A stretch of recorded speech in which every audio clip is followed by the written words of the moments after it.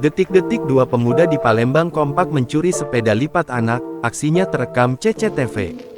Dua unit sepeda lipat anak-anak seharga Rp4 juta hilang dicuri ketika diletakkan di dalam garasi rumah warga di Palembang, Kamis tanggal 6 Juni tahun 2024 sekitar pukul 18 waktu Indonesia Barat.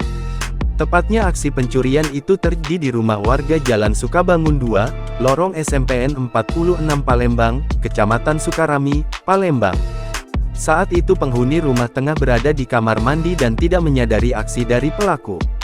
Pemilik sepeda, Selvi mengatakan saat kejadian ia tengah memandikan kedua anaknya di dalam rumah. Tidak terdengar ada suara yang buka pagar dan buka garasi. Itu sepeda biasa dipakai anak saya, ujar Selvi saat dijumpai, Sabtu tanggal 8 Juni tahun 2024. Selvi menjelaskan aksi pelaku sempat terekam kamera CCTV yang menghadap ke teras dan lorong jalan rumahnya. Terlihat dua orang pemuda mengenakan masker masing-masing berpakaian hoodie abu-abu dan jaket hitam. Pelaku masuk lewat pagar yang tidak tergembok. Padahal selama ia tinggal di sana tidak pernah ada kejadian pencurian. Selvi baru menyadari dua sepeda yang sering digunakan anaknya itu hilang setelah melihat pagar dan garasi terbuka. Dari pencurian itu ia mengalami kerugian kurang lebih Rp4 juta.